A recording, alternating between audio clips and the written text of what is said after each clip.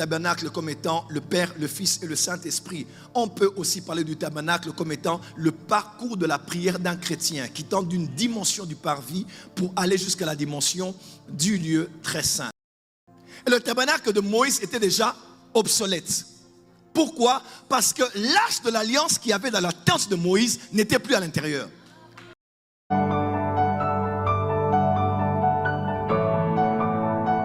Parce qu'il est vrai que le tabernacle aujourd'hui nous parle de Christ selon le contexte pascal dans lequel nous sommes. Mais le tabernacle peut nous enseigner tant d'autres choses, par exemple sur les dispensations. Quand on regarde le tabernacle, on peut même dans le lieu saint apprendre des choses concernant les dispensations. Quand on regarde par exemple l'autel d'airain, on pense au message de la croix. Quand on pense à la cuve d'airain, on pense au message de la sanctification. Quand on entre à l'intérieur, on pense au chandelier, on pense au message du baptême de l'esprit. Quand on va du côté des pains de proposition, on peut penser au message du corps du Christ, de l'unité de l'Église. Quand on penche maintenant à l'autel des parfums, on commence à penser à la dimension de la louange et de l'adoration de l'Église. Quelqu'un me suit? Quand on va dans l'arche de l'alliance, on pense à la gloire. On peut voir plusieurs types de messages dans le tabernacle que nous avons. On peut aussi, pourquoi pas, parler de l'homme en 3 dimensions. L'homme étant esprit, âme et corps, le tabernacle était aussi une trinité. Esprit comme le lieu très saint, âme comme le lieu saint et parvis comme le corps. Amen. On peut aussi parler, pourquoi pas, du tabernacle comme étant le Père, le Fils et le Saint-Esprit. On peut aussi parler du tabernacle comme étant le parcours de la prière d'un chrétien qui tente d'une dimension du parvis pour aller jusqu'à la dimension du lieu très saint. Il y a tellement de choses à dire par rapport au tabernacle. Alors, énormément de choses à dire, mais nous allons essayer plus ou moins de rester dans une dimension christocentrique alors que nous enseignons sur ce thème aujourd'hui. Quelqu'un peut dire avec moi, Jésus-Christ dans le tabernacle de Moïse. Pour la dernière fois, Jésus-Christ dans le tabernacle de Moïse. De tout temps et en tout lieu, Dieu est un Dieu qui a toujours recherché la communion avec l'homme.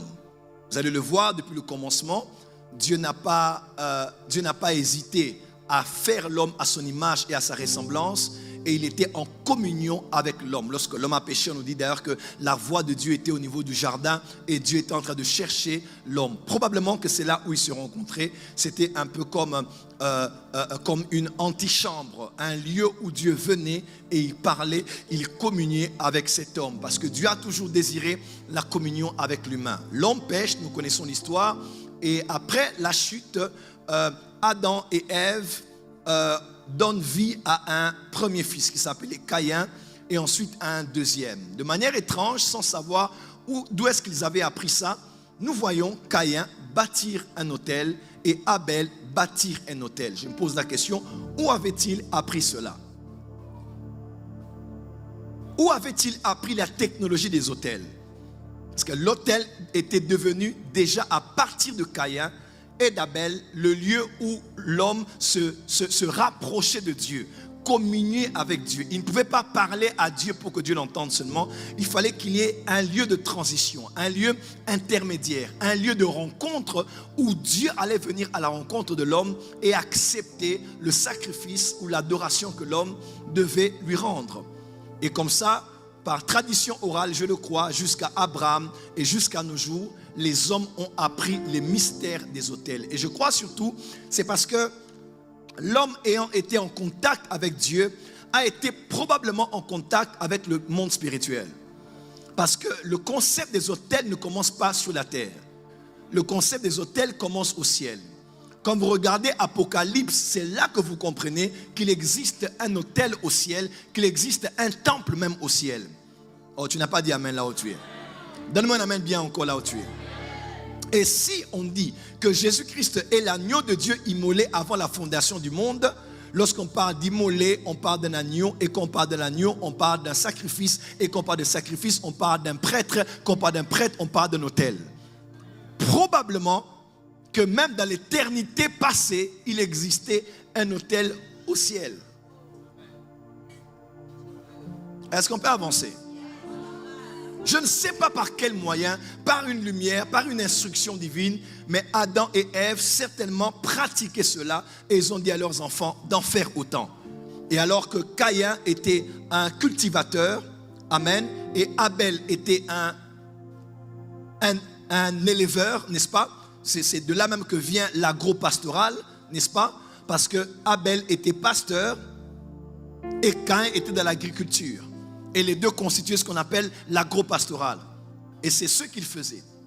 Et l'autel était comme tout au long de cette saison-là, en passant aussi par Abraham, par Isaac, par Jacob, comme étant le lieu de rencontre entre Dieu et l'homme. Il voulait garder le contact avec l'homme, mais puisque l'homme avait péché, il ne pouvait plus communier avec Dieu comme le faisait Adam avant la chute. Dieu a trouvé donc un moyen, il fallait l'autel. Et après la saison de l'autel, c'est là où nous sommes maintenant. Dieu avait décidé que l'autel puisse exister, mais que l'autel se retrouve dans un lieu qui sera constitué aussi de plusieurs autres choses. Et après le tabernacle de Moïse, vous allez même voir à l'époque où David a construit aussi son tabernacle, qu'on appelle le tabernacle de David, le tabernacle de Moïse existait encore. Vous allez lire ça dans Samuel, même dans Chronique, on dit très bien que la tente de Moïse était à Gabaon. Donc il y avait dans la même saison un tabernacle qu'on appelait tabernacle de David à Sion, et il y avait à Gabaon le tabernacle de Moïse. Les deux cohabitaient dans la même saison. Seulement, le tabernacle de David était celui qui était dans la saison. Et le tabernacle de Moïse était déjà obsolète. Pourquoi? Parce que l'arche de l'alliance qu'il y avait dans la tente de Moïse n'était plus à l'intérieur. Cette arche avait transité et David l'avait pris. Après l'avoir récupéré dans la maison de Obed-Edom, David a pris cette arche. Donc le tabernacle n'avait plus d'arche de l'alliance. Cette arche était maintenant dans le tabernacle de David à Sion. Il n'y avait même pas tous ces genres de culte. Il n'y avait que l'arche que l'on rencontrait directement sans protocole. Que Dieu restaure le tabernacle de David. Ça, c'est une autre histoire. Et après l'ère des tabernacles passés, David décide de pouvoir construire à Dieu quoi? Un temple. Quelque chose de beaucoup plus solide, durable, en matériaux durables. Dieu dit par le prophète, tes mains sont souillées, tu ne le feras pas. Et Dieu suscite qui? Salomon, qui allait le faire. Après que David eut préparé tout ce qu'il fallait pour la construction de ce temple beaucoup plus durable. Et l'arche qui était dans le tabernacle de David a été finalement emmené avec beaucoup plus de gloire dans un temple beaucoup plus durable, glorieux matériellement que le tabernacle de Moïse et même celui de David. Et vous le savez, il n'y a pas eu un temple en Israël. Il y a eu plus d'un temple en Israël. Le temple de Salomon a été détruit, n'est-ce pas? Avec l'exil qu'on a connu à Babylone, lorsque les Babyloniens sont venus au royaume du sud, après le schisme. Il y a eu schisme, Rome du nord, Rome du sud. C'est au sud qu'on appelait Juda. Et Juda avait pour capitale Jérusalem. Et c'est là que se trouvait le temple de Salomon. Lorsque les Babyloniens sont entrés et ont détruit le temple de Jérusalem, le temple a été détruit. Et c'est 70 ans après, selon la prophétie de Jérémie, qu'ils sont revenus encore. C'est là que vous voyez l'histoire de Néhémie qui est venu rebâtir les murailles. Il y a eu les Esdras qui ont restauré la loi, la place de la loi et du culte et des prêtres. C'est là que quand ils posaient les fondations même de cette maison, la nouvelle maison à l'époque de Agé, la génération nouvelle était en train de crier parce qu'ils avaient la joie de voir le nouveau temple. Mais les anciens qui avaient vu la gloire du temple de Salomon pleuraient. Il y avait tellement de bruit qu'on ne maîtrisait pas. Qu'est-ce qui se passait là-bas? La nouvelle génération était dans la joie parce qu'ils voyaient un temple émerger du sol. Mais ceux qui avaient vu la gloire du temple de Salomon, un temple extrêmement luxueux, ils ont pleuré, ils ont dit c'est pas ça, c'était pas comme ça. À notre époque, c'était plus glorieux. Mais regarde ce qui se passe aujourd'hui. Nous sommes à cette époque prophétique. Nous sommes dans une époque où il y a deux générations dans l'église de la francophonie. Une génération qui a vu la gloire de l'église autrefois. Tout ce qu'on avait vu avec les pères, avec les réveils passés, les miracles passés. Ceux-là, quand ils voient ce qui se passe aujourd'hui, ils disent ça, c'est pas l'église. Il y a trop de laisser aller. Les jeunes ont des locks, ils ont des tatouages, ils ne sont pas sérieux avec Dieu, ils font du n'importe quoi. Et ils critiquent ça et là, tout ce qu'ils voient, parce qu'ils disent que ça ne ressemble pas à l'évangile pur, authentique, radical qu'on connaissait autrefois. Mais pendant qu'ils étaient en train de pleurer, la nouvelle génération se réjouissait parce qu'ils disaient, ça c'est l'accomplissement des prophéties. Et Dieu a dit à Agé, déclare ainsi par l'Éternel, la gloire de cette dernière maison. Avance. Aïe, aïe, aïe, aïe, aïe, aïe. Elle n'est pas luxueuse comme celle de Salomon.